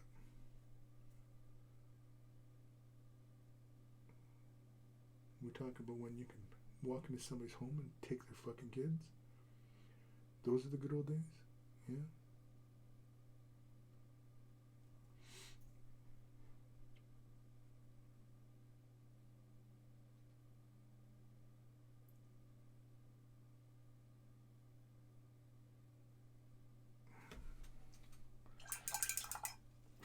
Gotta clean that up later.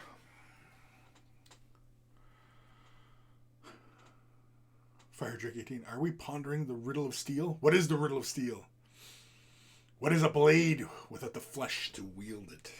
Exactly. It's very true. It's very true. These aren't just good movie lines.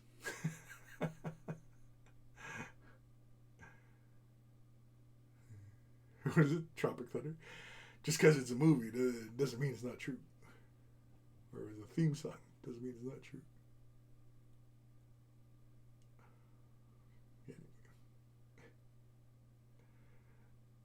I find so many things I can attribute to Tropic Thunder. It's such a great movie. Just one of those stupid, crazy ass shows.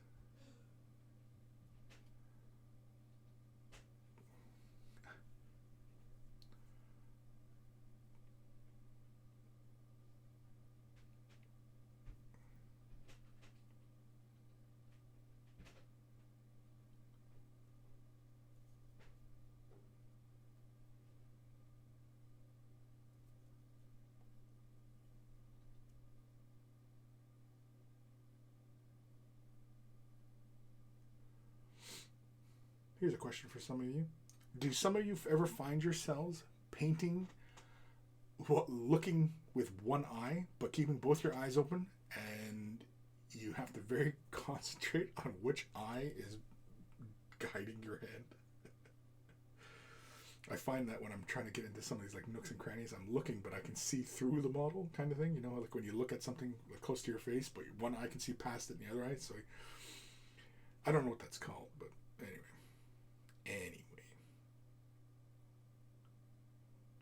It's all reminded me why I should pick up some magnifying goggles for my old tired eyes. And these eyes are tired. I was going to bust into the song there. These eyes. Oh, man. I need music. That's what I need. I need freaking music. music while I'm doing this. Shit, I screwed that up. Oh well. Oh well, screw it. Who cares? Let's close this up. Oh, what time are we at here? 5 minutes. We got 5 minutes left of the stream. Fire18 sup, Geofits. Hey, Chris. Hey. Geofits saved a person a world of trouble last night. They had bought a resin dragon model and someone told them to use E6000 to glue it up. Oh my. You can get ones that will mount right to your glasses. Yeah. Well, there's ones I saw that it's like a full headset and it just, and I can just, kind of thing. I do have one, but they're old and they don't have, the ones I'm looking at have an assortment of lenses for different magnification. And so, yeah. Because I'm pretty sure that when I go for my next eye appointment, I'm going to have to get bifocals. I think I'm due for bifocals. So, yeah. Sucks getting old, kids. Sucks getting old. What was I doing? Wait, we got 5 minutes left. I'm going to quickly get these boots done. Moving on from the eyes to the boots. These boots. Oh, I guess I could have went Nancy Sinatra. These boots are made for walking. And not Christopher Walken. Anyway, I'm playing with my brushes here. So really quickly here, I'm just going to grab some more Sigor Brown. I took the guy off his little stand here just so I can get to the feet. One of the pluses, is that a pant? I can't tell. Shit. Oh, I'll say it's not a pant, or it is pant. One of the pluses of keeping the model off its base, so you can get into these little funny nooks and cranny type areas. And if you're all about the nooks and crannies like I am, and I'm all about them nooks and crannies. I think I've asked this before, but what exactly is a cranny? Because it's not a fucking cranberry, right? Or is it? Not making any sense. Talking gibberish. I'm getting kind of hungry. I think that's what it is. I'm getting funny. And who knows? I might have the fucking coronavirus already. My son is sick, and so, yeah. If I disappear, you'll know what happened to me. Goddamn coronavirus got me. Goddamn coronavirus. But that's okay. You know what? Screw it. I'm painting that detail. I wasn't sure if that's pant or boot. No, it is boot. And that's pant. Oops. Oh well. Screw it. We're in now. Oh no, that is boot. We're gonna hit that right there. Bang. Boom. Okay. There we go. So now his boots are done. Sigor Brown. We did his belt. We did the handles of his axes. Oh, there's some... Yeah, I guess that would be... I don't know why I'm doing the handles in actually browns. Like they're wood or something. I don't think there's like an abundance of wood in the underhive. Would there be? I don't think so. But maybe there's a material they're using that is a wood color, right? Is that a possibility? That is definitely a possibility. Oops. Shoot. Hit that area. Screw it. I'm going to try and clean it right now. I still got to highlight this area, but if I can pull the excess, just kind of desaturate it a bit. Yeah, it wasn't fast enough. Wasn't fast enough. These hands weren't fast enough. Yeah, I can get that spot there.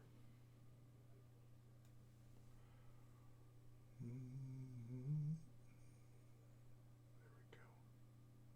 And that's it. Oh, shit. Gotta be careful where I touch. There we go. Time we at here? Holy cramolies, it's been 2 hours. We've streamed for a total of 2 hours. So, there we are in this guy. All that's left for me to do is base coat the metal areas and then begin highlighting.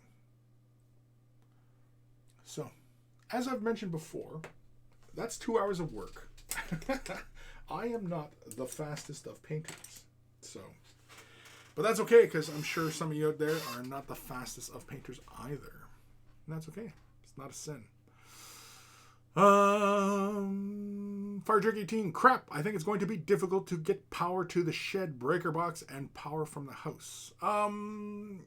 It's a bit of work if you do it properly and run a line rather than like running an extension cord, because running an extension cord is kind of dangerous. I wouldn't recommend it. I would actually run a proper power line out to it so that you can power up, possibly a heater, your lights, right? Electrical. I mean, a little space like that, you definitely want at least, 3 outlets, right? To power things. And if you're, unless of course, I don't know. It all depends, I guess, really how often are you going to be out there? Because maybe you can run a generator that can power it. Although I don't know, you would have to do the math on what your power consumption possibly be if you're going to spend, say, 4 hours in there. And then possibly, it is also how much fuel you're consuming. If you're using a fuel one, I know that there's some solar ones, but if you're, I think Fire Drake 18, you're in the UK, aren't you? Right? Or are you the one that's in Michigan? I can't remember who's where, but anyway. Yeah, but I definitely, even if it is like one of the, nope, Tennessee. Oh, you're in Tennessee. Shit. Okay. Well, Tennessee, you can do whatever you want, dude. Tennessee's the state of whatever the fuck you want to do, right? Which is why I love Tennessee. Tennessee's fantastic. Yeah, that's right. You're Fire Drake. You're in Nashville, right? I remember now. It's all screaming back to me now. It's all screaming back. You're in Nashville, right? Anyway, Fire Drake. Love those crannies. I know. I think the nooks are the peaks of the crannies. The nooks are the peaks of the crannies. Got you. I got you. Yeah.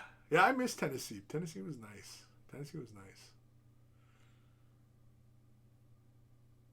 Anyway. I was reminiscing about Tennessee. I didn't get to do much shooting while I was down there, though. I know, I was down to damn near a year.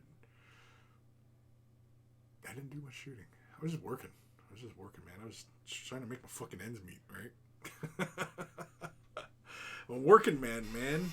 Anyway, we're done. I want to thank you guys for tuning in today.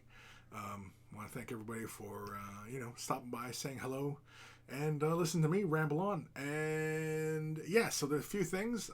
Definitely, I think I'm going to pick up a new chair, as I talked about. Thank all the patrons for their support. I am going to be doing some updates for patrons. Probably should get them filmed today. What's today? Friday the 13th. Ooh, ominous. If you're superstitious, then this is the kind of day where you're staying in anyway. But everybody's staying in because the goddamn coronavirus. And if all of a sudden I disappear and I'm not making posts or anything like that, then the goddamn coronavirus got me. It got me. It killed me. I'm dead. And you're watching this after the fact, and it's like, fuck, he's dead. He's already dead, and here he is talking about coronavirus. He saw it coming. Yeah. My son's sick right now. He might have it. Who knows? Friday the 13th, Corona Friday. I think Alex went and picked up Corona, too. Or maybe that's next weekend he's planning. Because the new Doom comes out. Doom Eternal comes out, and he wants to just kick back and play. So, yeah.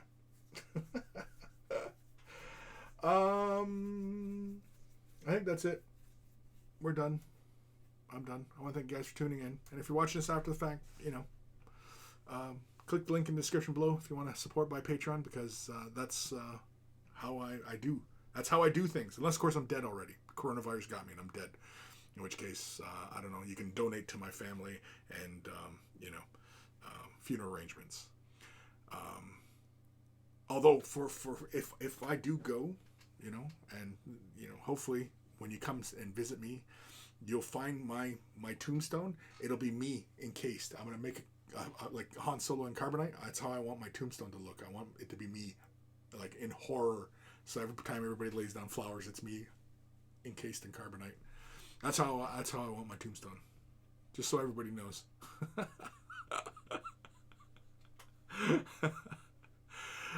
We'll make it a new trend. I don't care. I don't even care where the tombstone is. It doesn't have to be in in a cemetery. Although I'll probably end up getting transported back to my home territory. That's probably how it'll go down. I'll end up getting my body brought back there. Be buried with the rest of my family. Fire Trick 18, dibs on the corpse grinder. Yeah, all this shit will be up. All this shit will be up for dibs. You guys, anybody want the bobblehead? Anybody who's claiming dibs on the bobblehead? Let me know in the description below. I'll talk to you guys later. Bunch of vultures. You're a bunch of vultures already trying to pick over the bones. The bones. Bunch of vultures.